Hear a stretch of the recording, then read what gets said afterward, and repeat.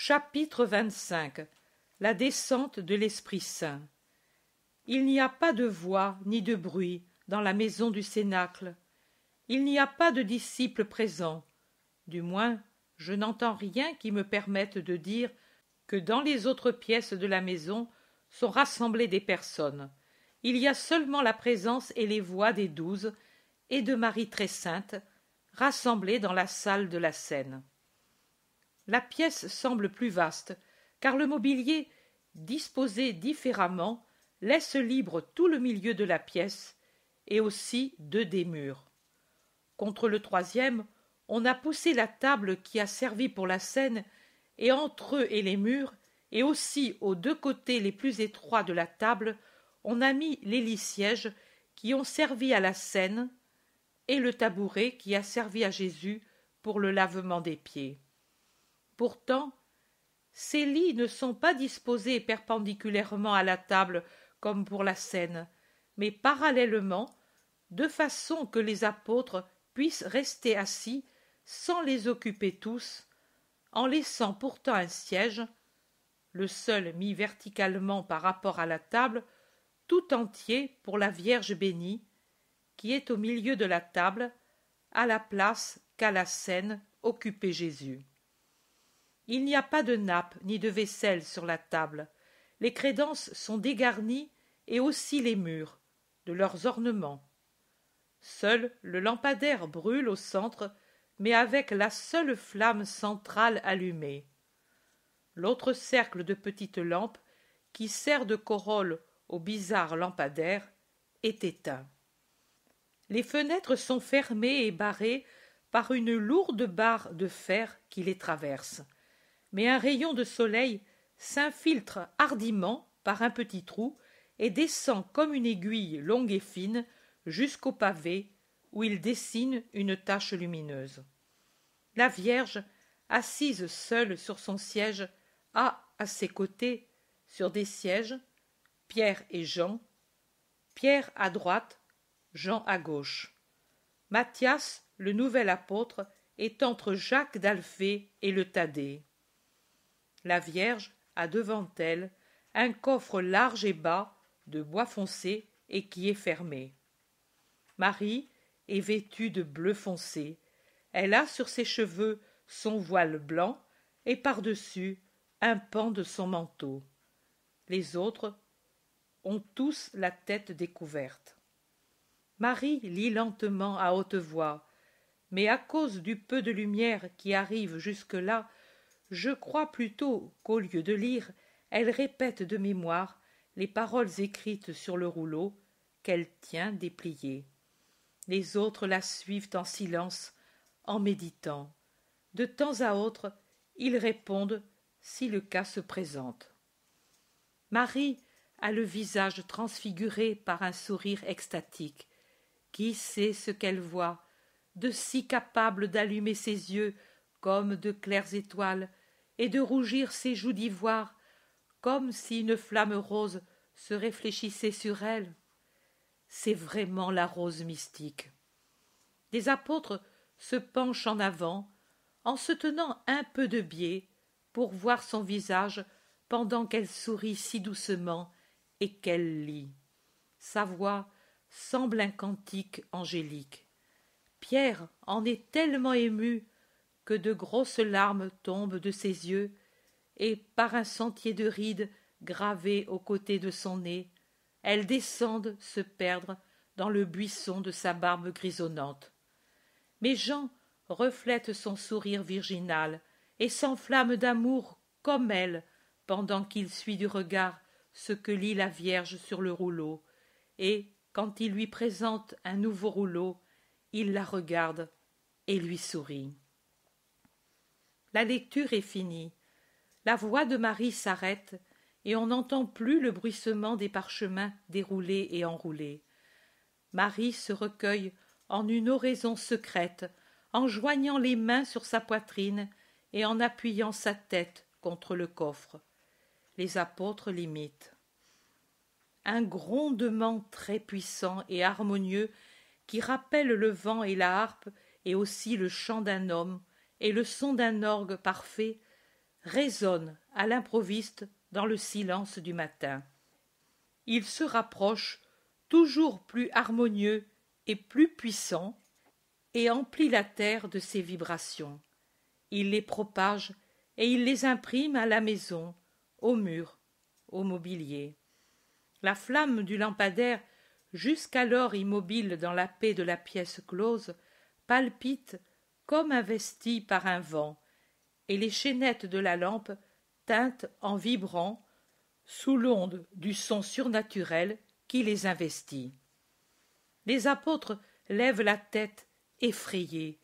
Ce bruit puissant et très beau, qui possède toutes les notes les plus belles que Dieu ait données au ciel et à la terre, se fait de plus en plus proche. Alors certains se lèvent, prêts à s'enfuir. D'autres se pelotonnent sur le sol en se couvrant la tête avec leurs mains et leurs manteaux, ou en se frappant la poitrine pour demander pardon au Seigneur. D'autres encore se serrent contre Marie, trop effrayés pour conserver envers la toute pure cette retenue qu'ils ont toujours eue. Seul Jean ne s'effraie pas, car il voit la paix lumineuse de joie qui s'accentue sur le visage de Marie, qui lève la tête en souriant à une chose connue d'elle seule, et qui ensuite glisse à genoux en ouvrant les bras, et les deux ailes bleues de son manteau ainsi ouverts s'étendent sur Pierre et Jean, qui l'ont imité en s'agenouillant. Mais tout ce que j'ai gardé en détail pour le décrire s'est passé en moins d'une minute. Et puis, voilà la lumière, le feu, l'Esprit Saint, qui entre avec un dernier bruit mélodieux, sous la forme d'un globe très brillant et ardent, dans la pièce close, sans remuer les portes et les fenêtres, et qui plane un instant au-dessus de la tête de Marie, à environ 3 palmes de sa tête, qui est maintenant découverte, car Marie, voyant le feu Paraclet, a levé les bras comme pour l'invoquer, et a rejeté la tête en arrière avec un cri de joie, avec un sourire d'amour sans bornes. Et après cet instant où tout le feu de l'Esprit Saint, tout l'amour est rassemblé au-dessus de son épouse, le globe très saint se partage en 13 flammes mélodieuses et très brillantes, d'une lumière qu'aucune comparaison terrestre ne peut décrire, et descend pour baiser le front de chaque apôtre. Mais la flamme qui descend sur Marie n'est pas une flamme dressée sur son front qu'elle baise, mais une couronne qui entoure et ceint comme un diadème sa tête virginale, en couronnant comme reine la fille, la mère, l'épouse de Dieu, la Vierge incorruptible, la toute belle, l'éternelle aimée et l'éternel enfant que rien ne peut avilir, et en rien celle que la douleur avait vieillie, mais qui est ressuscitée dans la joie de la résurrection, partageant avec son Fils un accroissement de beauté et de fraîcheur de la chair, du regard, de la vitalité, ayant déjà une anticipation de la beauté de son corps glorieux monté au ciel pour être la fleur du paradis. L'Esprit Saint fait briller ses flammes autour de la tête de l'aimé. Quelle parole peut-il lui dire? Mystère. Son visage béni est transfiguré par une joie surnaturelle et rit du sourire des séraphins, pendant que des larmes bienheureuses semblent des diamants qui descendent le long des joues de la bénie, frappées comme elles le sont par la lumière de l'Esprit Saint. Le feu reste ainsi quelque temps, et puis il se dissipe. De sa descente, il reste comme souvenir un parfum qu'aucune fleur terrestre ne peut dégager, le parfum du paradis. Les apôtres reviennent à eux. Marie reste extasiée. Elle croise seulement les bras sur sa poitrine, ferme les yeux, baisse la tête. Elle continue son colloque avec Dieu, insensible à tout. Personne n'ose la troubler.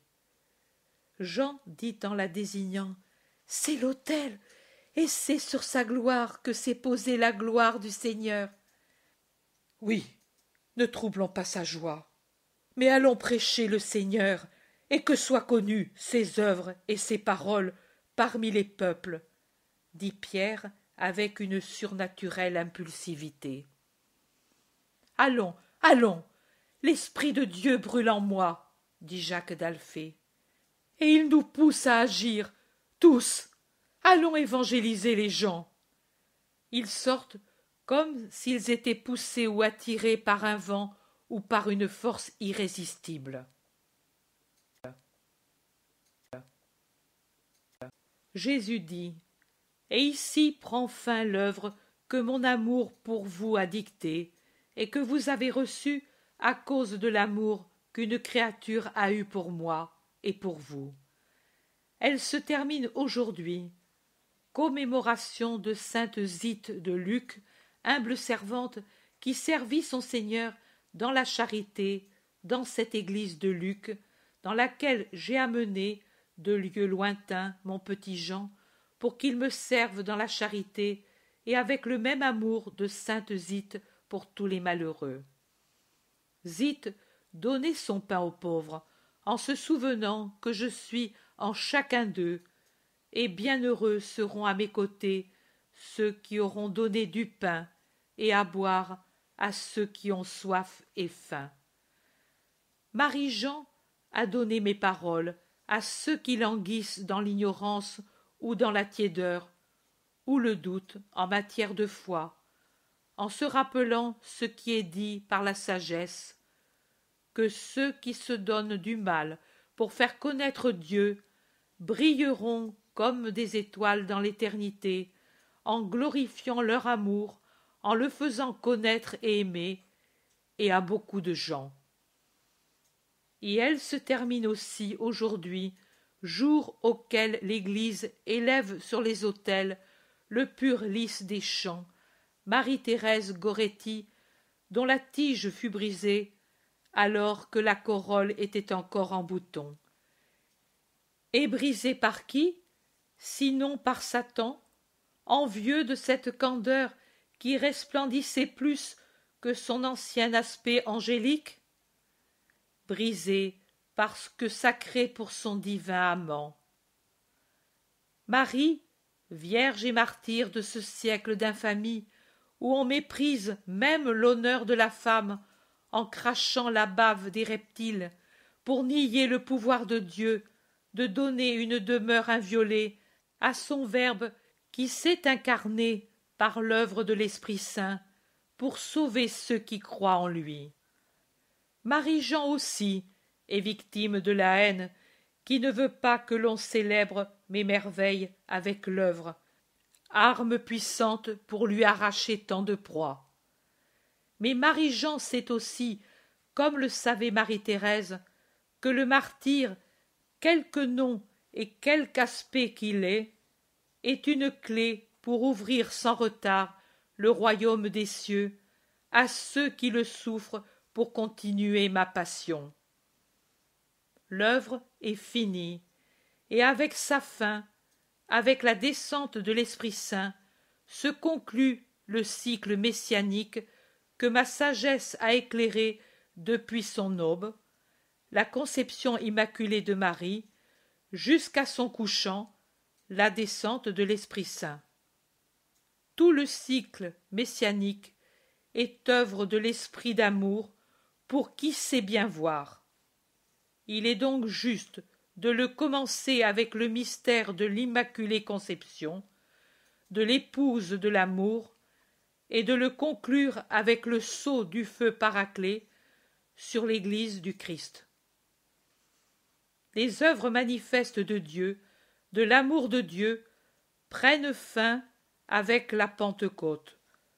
Depuis lors, continue l'intime, le mystérieux travail de Dieu dans ses fidèles unis au nom de Jésus dans l'Église, une, sainte, catholique, apostolique, romaine, et l'Église, c'est-à-dire ce rassemblement des fidèles, pasteurs, brebis et agneaux, peut avancer sans errer, grâce à l'opération spirituelle continuelle de l'amour, théologien des théologiens, celui qui forme les vrais théologiens, que sont ceux qui sont perdus en Dieu et ont Dieu en eux, la vie de Dieu en eux, grâce à la direction de l'Esprit de Dieu qui les conduit, que sont ceux qui sont vraiment fils de Dieu, selon la pensée de Paul. Et au terme de l'œuvre, je dois mettre encore une fois la plainte que j'ai mise à la fin de chaque année évangélique. Et dans la douleur de voir mépriser mon don, je vous dis, vous n'aurez pas autre chose puisque vous n'avez pas su accueillir ce que je vous ai donné. Et je vous dis aussi ce que je vous ai fait dire pour vous rappeler sur le droit chemin. L'été passé, le 21 mai 1946. Vous ne me verrez pas jusqu'à ce que je vienne, le jour dans lequel vous direz « Béni celui qui vient au nom du Seigneur ». L'œuvre est finie aujourd'hui, 27 avril 1947, Viareggio, Via Frati 113, Marie Valtorta.